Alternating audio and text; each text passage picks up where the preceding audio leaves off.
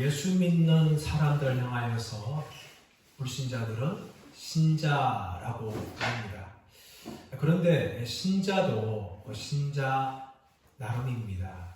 교회를 다니지만 신자라고 불리지만 신자 아닌 사람들이 있고 진짜 신자들이 있습니다. 우리의 믿음도 마찬가지입니다. 하나님을 기쁘시게 하는 믿음이 있는가 하면 하나님을 기쁘시게 하지 못하는 믿음도 있습니다. 신자도 그러합니다. 하나님 보시기에 하나님을 기쁘시게 하는 신자들도 있는가 하면 그렇지 못한 신자들도 있습니다. 어떤 사람들은 교회에 이름을 올려놓습니다. 교인이라고. 그런데 1년에 한두 번 나오고 거의 신앙생활을 하지 않는 명목상의 신자들이 있습니다. 또 그는 평생 동안 교회를 다닙니다. 그런데 평생 동안 교회를 다녀도 믿음이 별로 없어서 자신이 천국에 갈지 못 갈지에 대해서 반신반의하는 그런 신자들도 있습니다. 또 교회를 다니면서도 일주일 동안 삶에서는 전혀 예수님과 상관없는 그런 사람도 있습니다. 또 그뿐만 아니라 날씨에 굉장히 영향을 받는 분들이 있습니다. 비가 아주 많이 내리면 소금처럼 소금이 녹을까 싶어서 교회에 나오지 않는 소금 신자들이 있습니다. 또 바람이 굉장히 불면 날아갈까 싶어서 교회에 나오지 않는 종이 신자들이 있어요. 그것뿐만 아니라 해가 쨍쨍하면 날씨가 좋기 때문에 교회에 나오는 썬데이 신자들도 있습니다. 또 그리고 교회를 다니지만 불신자와 똑같은 별 차이가 없는 그런 신자들도 있습니다. 이런 신자들은 하나님께서 기뻐하지 않는 신자입니다. 그러나 반면에 하나님께서 기뻐하시는 신자들이 있어요. 그런 신자는 누굽니까? 바로 성령 충만한 신자들입니다. 이런 사람들은 예배드리기를 열심히 냅니다. 또 교회에 헌신하기를 열심히 합니다. 또 일주일의 삶에서는 성령님과 동행하면서 살아가는 이 성령 충만한 신자입니다. 그런데 모든 분들이 이 성령 충만한 신자들은 결코 아닙니다. 세상과 적당히 타협하면서 세상에 즐길 것 다 즐기면서 신앙생활 사람도 있습니다. 또한 세상의 핍박과 이 공격들을 두려워해서 적당하게 자신을 포장하면서 믿는 사람들도 있습니다. 이렇게 모든 사람들이 성령 충만하기를 원하지 않아요. 성령 충만하면 왜 그렇습니까? 어떤 모양이든지 간에 세상으로부터 핍박이 있게 되어집니다. 세상은 우리가 믿음대로 사는 것을 결코 기뻐하지 않습니다. 그러므로 성령 충만할 때에 어떤 방식으로든지 세상으로부터 핍박과 반대에 직면할 수밖에 없습니다. 특히 전도할 때 더욱 그렇습니다. 전도는 뭡니까? 마귀의 권세에 잡힌 사람들을 구원해내서 하나님 나라로 옮기는 작업들이 뭔가 하면 전도예요. 그 전도는 마귀가 너무 싫어하는 겁니다. 그래서 마귀는 전도하는 사람들을 핍박하게 되어 있습니다. 오늘 본문에서도 예수 그리스도를 전하는 사도들에 대한 핍박과 박해가 있는 것을 보게 되어집니다. 우리 1절 말씀 볼까요? 7절 말씀 시작. 사도들이 백성에게 말할 때에 제사장들과 성전 맡은 자와 사두개인들이 이러러. 사도 베드로와 요한은 성전에 기도를 올라가면서 성전 미문에 있는 나면서 안전뱅이 된 사람을 나사렛 예수 그리스도 이름으로 명령하노니 일어나 걸어라 하여서 그를 고쳤습니다. 그리고 이 고침받은 안전뱅이는 너무나 기뻐서 걸어가며 뛰어가며 성전에서 하나님을 찬양하였어요. 많은 사람들이 그런 기적을 보았습니다. 그래서 이 사도 베드로와 요한 주위에 몰려들었습니다. 베드로는 그 몰린 사람들에게 누구를 전합니까? 너희가 십자가에 못 박으신 이 예수는 구약 성경에서 말씀하신 메시아이며 아브라함에게 약속하신 약속의 씨라는 것을 강력하게 전하였습니다. 이렇게 사도 베드로와 요한이 예수님에 대해서 전도할 때에 오늘 말씀 보시면 누가 등장하는가 하면 제사장들과 성전 맡은 자와 사두개인들이 이 베드로와 요한 주위에 몰려들었다는 겁니다. 이것은 동시적인 표현이에요. 사도들이 백성에게 말할 때에 이러로 이것이 동시적으로 하는 거예요. 베드로와 요한이 지금 모인 무리들을 향하여서 예수님을 전하고 있는 이때에 바로 이렇게 대제사장들과 성전 맡은 자와 그리고 사두개인들이 지금 베드로와 요한 주위에 달려와서 서 있는 것을 보여주고 있는 것입니다. 그렇다면 여러분 이들은 누굽니까? 첫 번째 대제사장들은 성전 안에 있는 제사장들은 성전 안에 있는 모든 예배를 주관하는 사람들이 이 제사장들이었어요. 이 제사장들은요, 특히 이제 24반차로 나누어서 돌아가면서 한 반차가 한 주씩 성전 안에서 모든 예배와 의식들을 주관합니다. 이런 사람들이 제사장들이었어요. 두 번째는 바로 이 성전 맡은 사람입니다. 이 성전 맡은 사람은 한 명입니다. 이 사람은 대제사장 다음에 가는 권력서의 2입니다. 성전 안에 있는 모든 경비병들을 주관하고 성전 안에 있는 모든 치안과 질서를 주관하는 사람이 바로 이 성전 맡은 사람이에요. 그리고 사두개인들은 누굽니까? 사두개인들은 이미 복음서에서 몇 번이나 등장한 사람인데 유대 종파 중에서 한 종파로서 기득권 세력들을 가지고 있는 사람들입니다. 이 사람들은 로마와 결탁하여서 로마로부터 모든 특권들을 누리고 있는 사람들인데 이 종파의 사람들은 아주 세속적이고 현실적인 사람들이었어요. 영혼을 부정하고 천사의 존재를 부정하였습니다. 그리고 성경도 구약 성경 중에서 모세 오경만을 인정하고 모세 오경에서 부활을 말하고 있지 않기 때문에 부활을 부정했던 사람들이 바로 이 사두개인들이었어요. 그런데 제사장들과 성전 맡은 사람과 그리고 이 사두개인들은 사실 모두가 다 레위인들입니다. 레위인들로서 성전 안에 있는 모든 일을 주장하면서 또 로마와 결탁하면서 종교적인 특권들을 누린 사람들이 제사장들이었고 성전 맡은 사람이었고 레위인들이었어요. 이 사람들이 지금 몰려온 거예요. 소동되어지니까 무슨 일 싶어서 소동되어지니까 몰려와서 듣는데 이제 말씀 보시면 예수 안에 죽은 자의 부활이 있다고 백성을 가르치고 전함을 싫어하여 이들이 굉장히 사도들이 말을 전하는 것을 싫어했다는 겁니다. 이 싫어했다는 것은 아주 극도의 이 감정의 표출을 이야기합니다. 헬라어 말하면 디아포노 메노이라는 단어인데 이것은 아주 화가 나서 불안하여 어쩔 줄 모르는 이 적대적인 감정을 표현할 때 이 단어를 사용하는 거예요. 그 정도로 이들은 싫어했다는 겁니다. 그렇다면 왜 싫어했습니까? 이제 말씀 보시면 예수 안에 죽은 자의 부활이 있다고 백성을 가르치고 전하였기 때문에 싫어한 것이죠. 이들이 싫어했던 이유는 두 가지입니다. 하나는 부활을 이야기하기 때문에 부활을.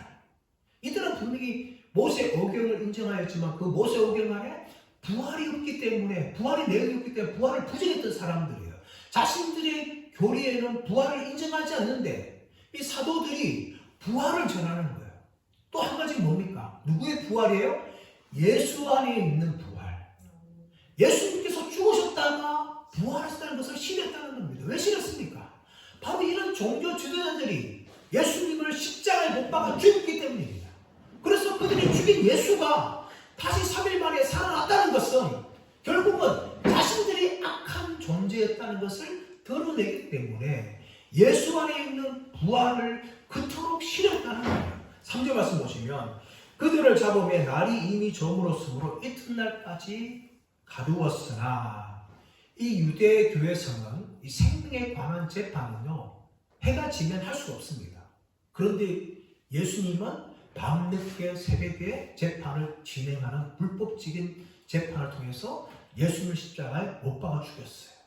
유대인들은 이렇게 해가 지면 이 생명에 관한 재판을 할 수 없었기 때문에 이들이 사도들을 잡아서 감옥에 가두었다가 이튿날까지 두었어요. 그 이튿날에 이 재판이 진행되어집니다. 4절 말씀 보시면 말씀을 들은 사람 중에 믿는 자가 많으니 남자의 수가 약 5천이나 되었더라. 누가는 지금 재판을 하기 전에 아주 중요한 말을 넣는 거예요. 그 말이 무엇인가 하면 사도 베드로와 요한이 전한 말씀을 듣는 사람들 중에서 믿는 자가 5천이나 되었다 라고 아주 중요한 내용을 집어넣고 있어요. 이것은 무엇을 말하고 있는가 하면 사도들은 비록 갇혔으나 하나님의 말씀은 살아서 역사하고 있다는 것을 보여주고 있는 것입니다. 여러분, 전도자는 매일 수 있어요. 그러나 전도자가 전한 말씀은 결코 매이지 않습니다. 말씀을 들은 자 중에 믿는 자가 5천이나 되었다. 이 해석은요, 두 가지가 사실 가능해요. 이미 앞에서 2장에서 3,000명이 예수 믿고 구원받는 이런 일이 났습니다. 그래서 이 4장에서 베드로와 요한의 설교를 통하여서 2,000명이 더 보태져가지고 총 합한 수가 5,000명이다 라고 볼 수가 있고, 또 하나는 이 4장에서 또 베드로와 요한의 설교를 통해서 5,000명이 또 믿었다 라는 것을 볼 수가 있어요. 어떤 두 가지 해석도 다 가능하지만 사실 5,000명이 믿는 것은 너무나 놀라운 일입니다. 왜냐하면 예루살렘의 그 당시의 인구가 총 3만 명이었어요. 근데 오늘 본문에 말씀 보시면 남자의 수만 5,000명이라는 겁니다. 여자와 어린아이를 합치면 예루살렘 인구의 3만 명의 거의 3분의 1에 육박하는 숫자들이 예수님을 믿는 그런 놀라운 일들이 일어난 겁니다. 처음에 시작할 때는 겨우 120명 성도들이 오순절 성령 기다리면서 간절한 기도하였어요. 그런데 그 폭발적인 성령의 역사가 120명에서 또 3,000명, 5,000명으로 늘어나게 되어지는 이런 놀라운 일이 일어난 겁니다. 왜 일어났습니까? 바로 성령께서 말씀을 통하여 역사했기 때문입니다.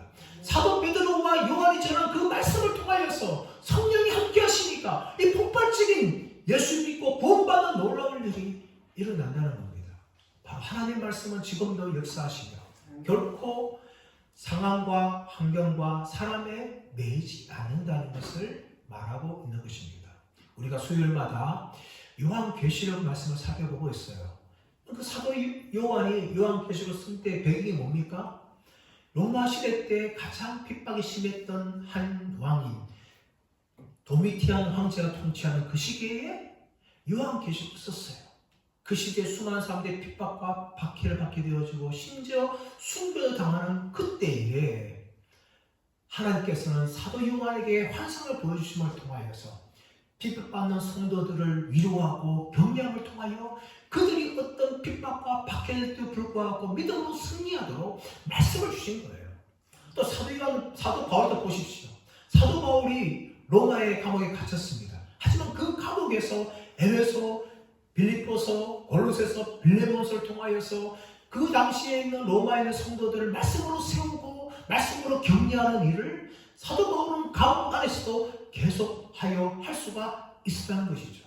이것이 바로 말씀의 능력입니다. 이것이 바로 전도의 능력이에요. 결코 사람과 환경에 매지 않고 하나님의 말씀은 지금도 역사하심을 통하여 지금도 일하고 계신다는 것을 오늘 본문과 성경을 통하여서 우리에게 끊임없이 보여주고 있습니다. 이어지는 내용에서는 이제 사도 베드로와 요한을 심판한 내용이 나옵니다. 우리 5절 말씀 볼까요? 5절 말씀 시작. 이튿날 관리들과 장로들과 서기관들이 예루살렘에 모였는데 6절도 보겠습니다. 자, 대제장 안나스와 가야바와 요한과 알렉산더와 및 대제장의 문중이 다 참여하여 이튿날 이 재판이 열립니다. 이 재판은 사내들인 공회가 주관하는 재판입니다. 이 사내들인 공회는요, 대제장 1명과 그리고 70명의 회원으로 이루어졌습니다. 오늘날 말하면 입법기관이기도 하고 이 사법 기관이기도 합니다. 이 유대교 안에 있는 모든 것들을 주관하고 재판하는 것이 바로 이 산헤드린 공회인데, 이 공회는 겉으로는 유대교지만 실제로는 로마와 굉장히 결탁해 있는 세력이에요. 이 세력들이 이제 재판을 하게 되어지는데, 이 재판한 상황에 참여한 사람은 누군가 하면 관리들과 장로들과 서기관들이라고 말합니다. 이 관리들은 6절에 나오고 있는 대제사장들을 말합니다. 그런데 대제사장들은 사실은 대제사장은 한 명이에요. 한 명인데 대제사장들 누구냐면 바로 안나스와 가야바 두 명을 이야기하죠. 그래서 복수입니다. 왜 두 명인가 하면 사실은 이 당시에 대제사장은 가야바 한 명입니다. 그런데 왜 안나스가 있는가 하면 안나스가 이 가야바의 사위예요. 장인입니다. 장인. 가야바는 사위고, 근데 이 두 사람이 실질적인 권한을 가지고 있는데 누구에게 더 권한이 있었는가 하면 사실은 현직이었던 가야바가 아니라 앞에 전임이었던 안나스에게 더 실질적인 권한을 부어져 있었습니다.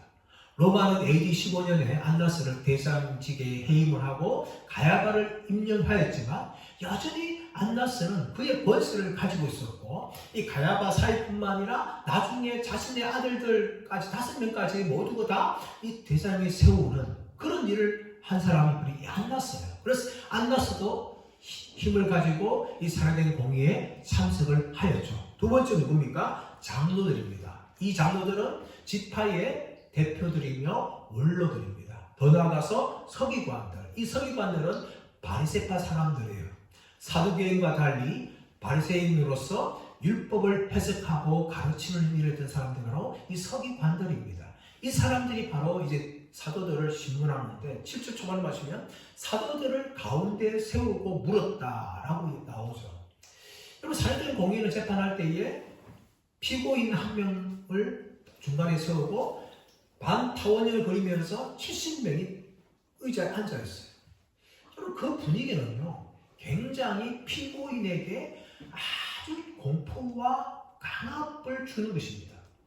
재판석에 가보셨습니까? 우리가 TV를 통해서 재판석에 이렇게 현장을 보게 되었지만 사실 그 분위기는요, 드라마상이나 영화에서는 그렇게 전달오지 않죠.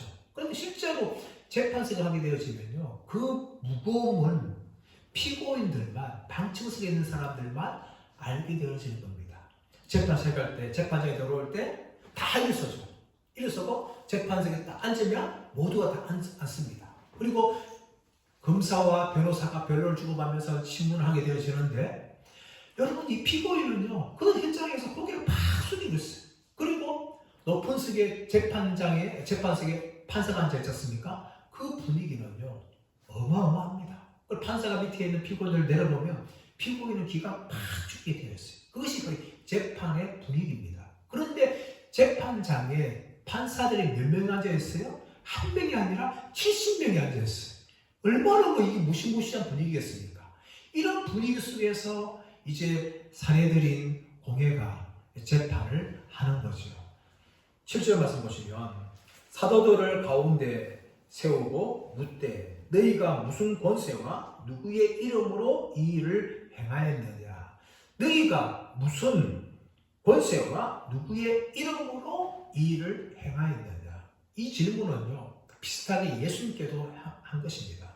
예수님께서 말씀을 가르치니까 네가 무슨 권세로 이 일을 하느냐? 누가 너한테 이런 권세를 주었느냐? 하면서 그들이 예수님에게 대적했던 그 내용이 나옵니다.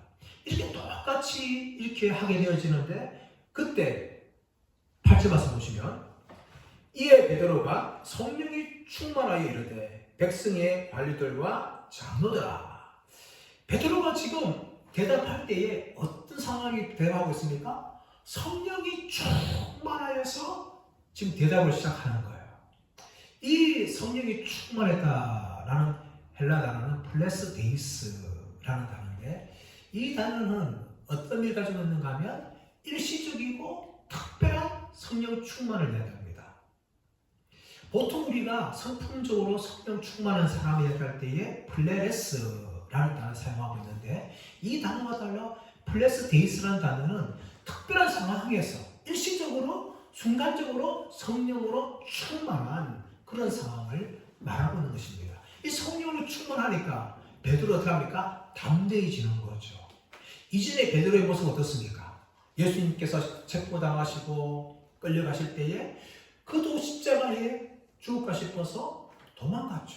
또 예수님을 3번이나 그렇게 부인하지 않았습니까? 이것이 베드로의 비겁한 모습이었습니다. 근데 이런 베드로와 달리 지금 베드로가 어떻습니까? 아주 담대하게 이 말을 하는 거예요. 이것이 여러분 성령 충만입니다. 여러분 성령 충만하면 어떤 대적자 앞에서도 결코 비겁하지 않습니다. 겁을 먹지 않습니다. 담대해지는 거죠. 이것이 성령 충만한 사람의 특징이에요. 그러나 여러분, 이 성령 충만한 사람은 그렇다고 해서 예의가 없는 것이 아닙니다. 계속해서 8절 말씀 보시면 백성의 관리들과 장로들아 이렇게 이야기하죠. 우리 한글에서는 백성의 관리들과 장로들아 이렇게 말씀 뭔가 좀 예의가 없는 것을 보여주는데 정확하게 말하면 백성의 관리들과 장로들이요 라고 부르는 겁니다. 베드로는 성령이 충만해서 담대하였지만 결코 예의가 없는 것이 아닙니다. 질서가 없는 것이 아니에요.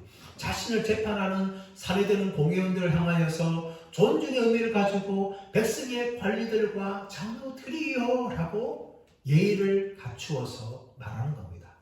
여러분 성령 충만한다고 해서 여러분 무질서한 것이 아니에요. 성령 충만한다고 해서 예의가 없는 것이 아닙니다. 예의가 없거나 남에 대한 배려가 없거나 무질서한 사람들은 자신이 성령 충만하다 하지만 결코 성령 충만하지 않습니다. 교회에서 믿음 좋다고 하면서 예수 잘 믿는다고 하면서 성령 충만한다 하면서 자기 마음대로 하거나 남의 상처주를 하거나 그런 사람들은 결코 성령 충만한 사람이 아닙니다. 성령 충만한 척 하는 거죠.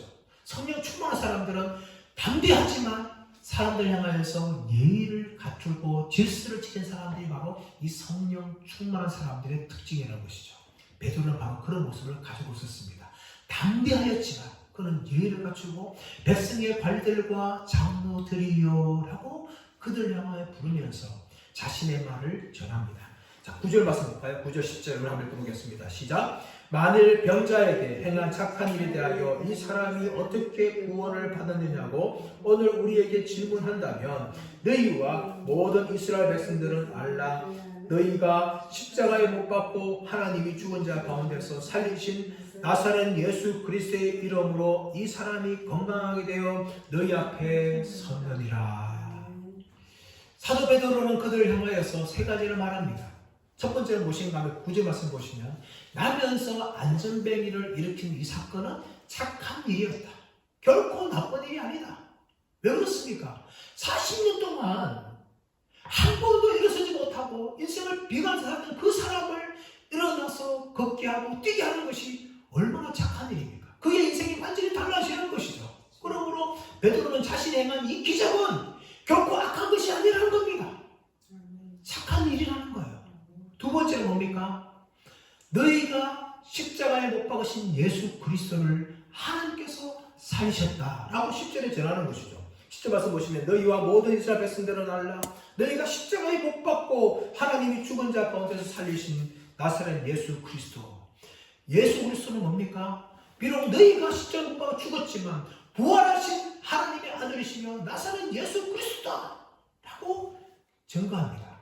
그리고 더 나아가서는 나사렛 예수 그리스도의 이름으로 나의 이름이 아니라 귀신의 능력이 아니라 나사렛 예수 그리스도의 이름으로 이 사람이 건강하게 되었다 하는 것을 베드로는 담대하게 전합니다. 왜 그렇습니까?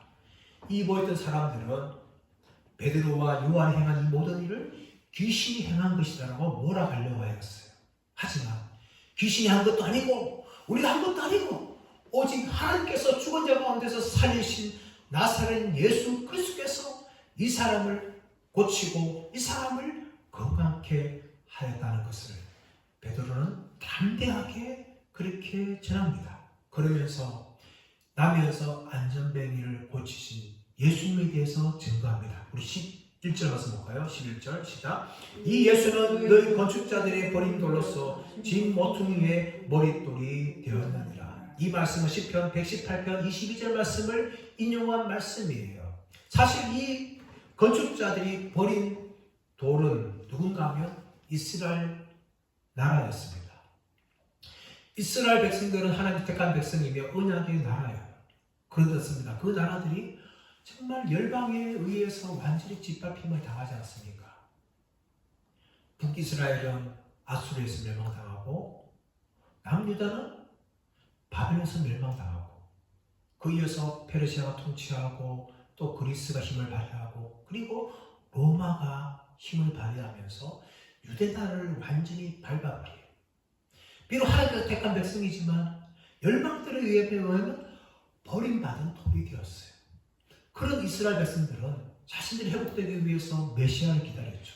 수많은 메시아가 오기를 그들은 오랫동안 기다렸습니다. 그래서 이 사람을 보면서 메시아 싶었지만 아니라고 그들은 버렸습니다. 그리고 마침내 예수님께서 이 땅에 오셨지만 예수님을 향하여서도 그들은 메시아가 아니라면서 예수님을 버렸어요. 그러나 하나님께서는 바로 그 예수님을 죽은 지 3일 만에 부활시키셨습니다. 그러므로 예수님께서 진 모퉁이 돌이 되신 것이죠. 오늘날 아파트에 사는 사람들은 모퉁이 돌의 중요함을 잘 모릅니다. 왜냐하면 콘크리트 다 올리기 때문에 모퉁이 돌이 필요가 없는 것이죠. 그래서 과거에 주택을 지을 때는요, 모퉁이 돌이 너무나 중요한 돌입니다. 왜냐하면 벽과 벽을 가운데 있는 돌이 뭔가? 모퉁이 돌이에요. 이 돌이 빠지게 되면 벽돌이 허물게 되어지고 집을 세울 수가 없는 것이죠. 그러므로 모퉁이 돌은 너무나 중요한 돌인데 건축자들의 버린 돌, 이 건축자가 누굽니까? 바로 종교 지도자들과 유대 백성들이었어요. 그들은 처음에 예수님을 메시아로 따랐지만 예수님이 십자가에 죽겠다 말씀하시고 또 생명의 떡이라는 말씀을 하시니까 이 말이 어렵다 하면서 떠나가고 또 예수님을 향하여 신앙하면서 그들은 종교 지도자의 외침을 위해서 예수님을 십자가에 못 박아 죽였습니다. 그러나 하나님께서는 이 죽으신 예수님을 다시금 살리시며 그들을 향하여 구원자가 되신다는 것을 하나님께서 보여주신 것입니다. 건축자들이 버린 돌, 그 돌을 하나님께서는 모퉁이 돌로 그렇게 삼아 주신 것입니다. 그러므로 사도 베드로는 12절에 이렇게 전하고 있죠. 다른 이로서는 구원을 받을 수 없나니 천하 사람 중에 구원을 받을 만한 다른 이름을 우리에게 주신 일이 없습니다. 다른 이로서는 구원을 받을 수 없다. 여러분, 이 말은요, 예수님께서도 전하신 말씀이었습니다. 요한복음 14장 6절 말씀 가보시면 내가 곧 길이요 진리요 생명이니 나로 말미암지 않고서는 아버지께로 올 자가 없다. 예수님께서는 오직 예수님만이 하나님께 갈 수 있는 유일한 길이라고 말씀하셨습니다. 그뿐만 아니라 오늘 베드로도 다른 이로서는 구원을 받을 수 없다라고 말합니다. 그러니까 오늘날 많은 사람들은 다른 이름을 통하여 구원을 얻으려고 얼마나 다른 이름들을 찾고 있는지 모릅니다.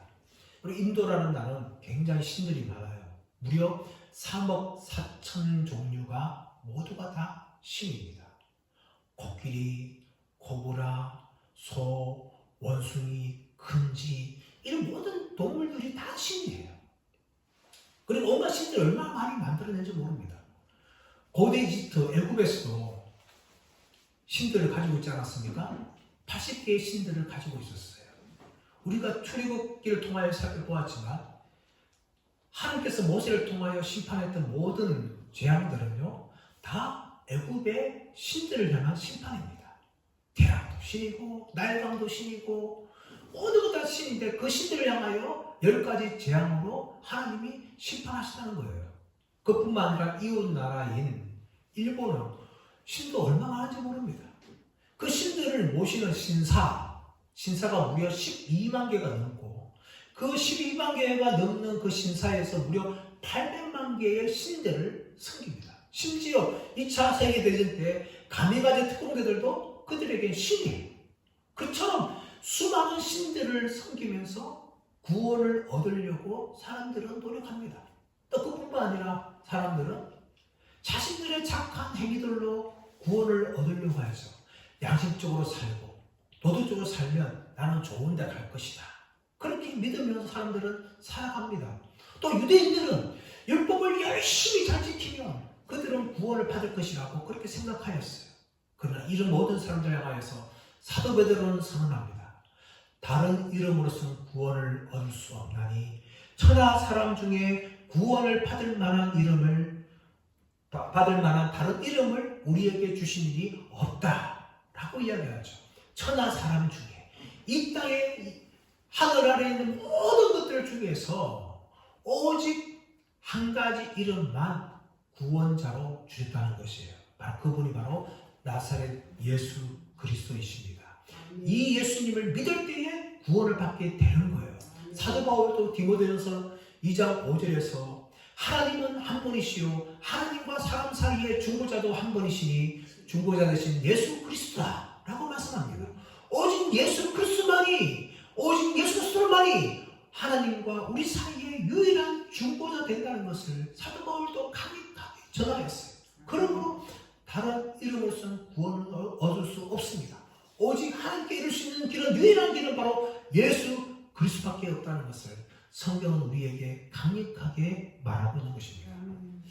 미국의 캘리포니아에서 실제 있었던 이야기인데요. 콜로라도 땅의 산에 큰 불이 났어요.